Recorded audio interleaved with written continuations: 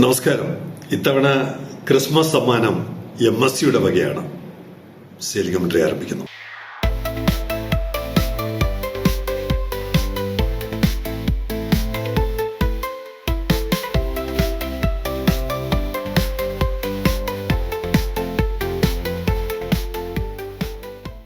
പലപ്പോഴും തോന്നിയിട്ടുണ്ട്, ലോകത്തിലെ പ്രധാനപ്പെട്ട പോർട്ടുകളിൽ നിന്ന്, പൂർണ്ണമായും എല്ലാമല്ല, പ്രധാനപ്പെട്ട പോർട്ടുകളിൽ നിന്ന് കപ്പലുകൾ വന്നിട്ടുണ്ട്. അമേരിക്കയായാലും ലണ്ടൻ ആയാലും യൂറോപ്പ് ആയാലും ചൈനയായാലും മലേഷ്യ, സിംഗപ്പൂർ, ഇവിടെ നിന്നൊക്കെ കപ്പലുകൾ വന്നപ്പോഴും ജപ്പാനിൽ നിന്ന് എന്തുകൊണ്ടാണ് ഒരു കണക്ടിവിറ്റി ഇതുവരെയും ഇല്ലാതെ പോയത് എന്ന് പലപ്പോഴും ചിന്തിച്ചിട്ടുണ്ട്. അതിന്റെ പരിഹാരമാണ് ഒരു ക്രിസ്മസ് സമ്മാനം. MSCയുടെ ഒറിക്സ് ആ സർവീസിൽപ്പെട്ട ടാംപിക്കോ, MSC ടാംപിക്കോ യാത്രയിലാണ്. ആഫ്രിക്കയുടെ കിഴക്കൻ തീരത്ത് നിന്ന് 24 വരും, 25 തിരിച്ചു പോകും. അങ്ങനെ ഒരു സർവീസ് ഇപ്പൊ ആരംഭിക്കുകയാണ്, ഒറിക്സ്. നേരത്തെ അത് ഒറിഗാമി ആയിരുന്നു.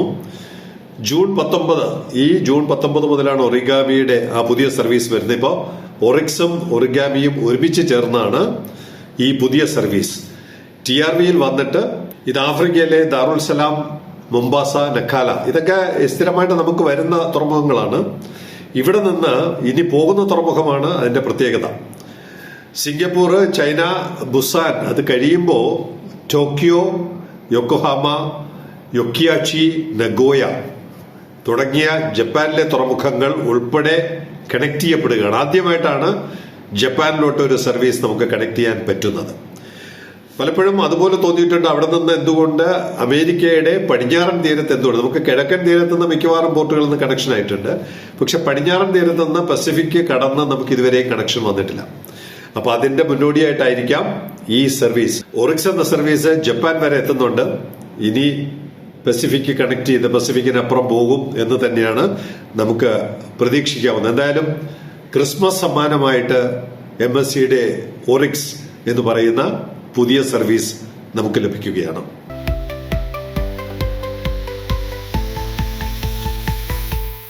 മൂന്നാല് ദിവസമായിട്ട് നമ്മൾ മറീനയെ കുറിച്ചും ക്രൂയിസ് വെസലുകളെ കുറിച്ചും സംസാരിക്കുന്നത് കണ്ടിട്ട് സീഷെൽസിലെ സിനേഷ് അവിടെ വന്ന ഒരു കപ്പലിന്റെ ചിത്രവും അദ്ദേഹത്തിന്റെ അനുഭവവും അറിയിച്ചു. നോർവീജിയൻ സ്കൈ എന്ന് പറയുന്ന കപ്പലാണ്. കുറച്ചു ദിവസം മുമ്പ് അവിടെ വന്നു പോയി. ഒരു ക്രൂയിസ് വെസൽ വന്നാൽ എന്തൊക്കെ സംഭവിക്കാമെന്ന് അദ്ദേഹത്തിന്റെ സീഷെൽസിലെ അനുഭവം അദ്ദേഹം പങ്കുവയ്ക്കുന്നുണ്ട്. ഇതേപോലെ വന്നു കഴിഞ്ഞാൽ എത്ര ആൾക്കാർക്ക് ജോലി കിട്ടുന്നറിയാം. ടാക്സി, ഹോട്ടല്, കരകൗശല വസ്തുക്കൾ വിൽക്കുന്ന കടകൾ, ഇവർക്കൊക്കെ നല്ല കച്ചവടം ഉണ്ടാവണമാണ്. വേണമെന്ന് വെച്ചാൽ നമുക്കൊരു ഹെലികോപ്റ്ററിന്റെ സർവീസും തുടങ്ങാം. ഇത്തരത്തിലുള്ള കപ്പലുകൾ വളരെ താമസിയാതെ TRVയിലും വരും. ഇവിടെ ചലനങ്ങൾ ഉണ്ടാക്കും എന്നുള്ള കാര്യത്തിൽ യാതൊരു സംശയവുമില്ല.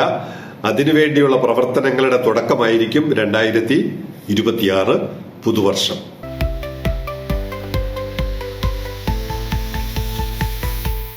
ഇനി ഇന്നലത്തെ റിപ്പോർട്ട്, നമ്മുടെ ജനപ്രതിനിധികൾ, കോർപ്പറേഷൻ ജനപ്രതിനിധികളെ വിലയിരുത്തിയതിന് ശ്രീ മനോജ് പരമേശ്വരന്റെ ഒരു മറുപടിയുണ്ട്. എങ്ങനെ വേണമെങ്കിലും നമുക്ക് വ്യാഖ്യാനിക്കാം.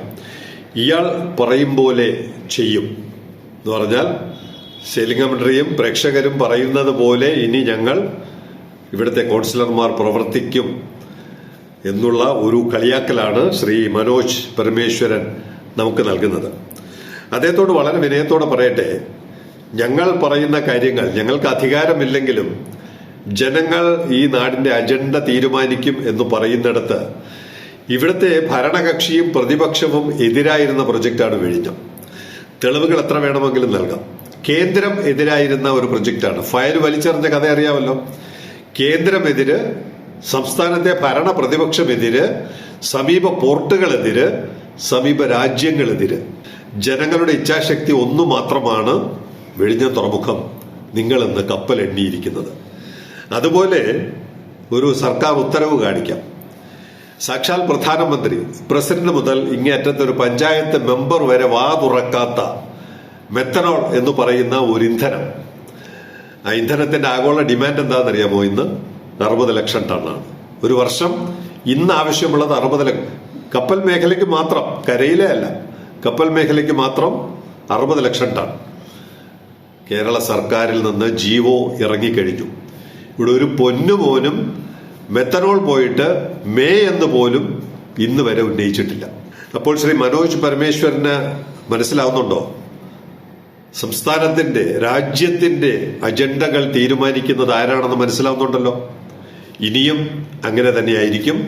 അധികാരം വേണ്ട, നാവ് മാത്രം മതി.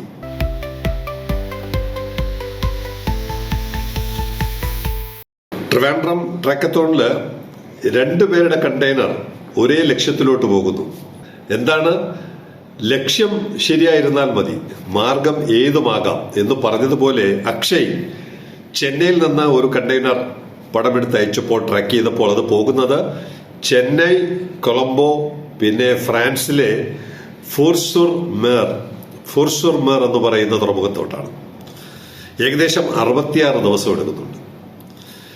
തൊട്ടടുത്ത്, നമ്മുടെ പോർട്ടിന്റെ തൊട്ടടുത്ത് നിന്ന് നമ്മുടെ ശ്രീനാഥ് എടുത്തയച്ചതും തൂത്തുക്കുടി വഴിയാണ് പോകുന്നത്.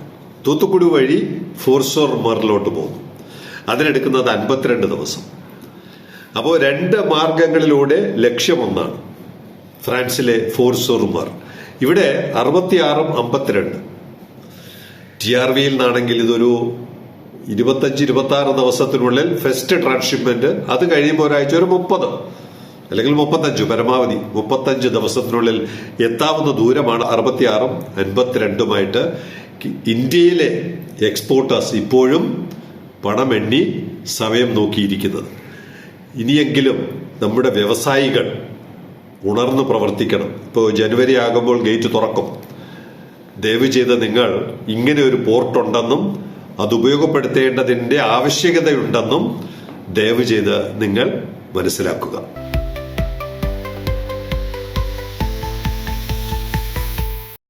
എന്തിനു വേണ്ടി തിളയ്ക്കുന്ന സാമ്പാർ എന്ന സെയിലിംഗ് കമന്ററിയാണ് ആരോ വിമർശിച്ചത്. ഇത് എന്തിനോ വേണ്ടി ഓടുന്ന ഒരു ട്രെയിൻ നമ്മുടെ കാസർഗോഡ് നിന്ന് ഫൈസൽ ഒരു ചിത്രമെടുത്ത് അയച്ചു, വീഡിയോ. ഒരു ട്രെയിൻ ഓടുകയാണ്. എന്തിനാണ് ഓടുന്നതെന്ന് അറിയാമോ? കുറെ കണ്ടെയ്നറുകൾ ഏതോ പോർട്ടിലോട്ട് കാഴ്ചവെക്കാൻ.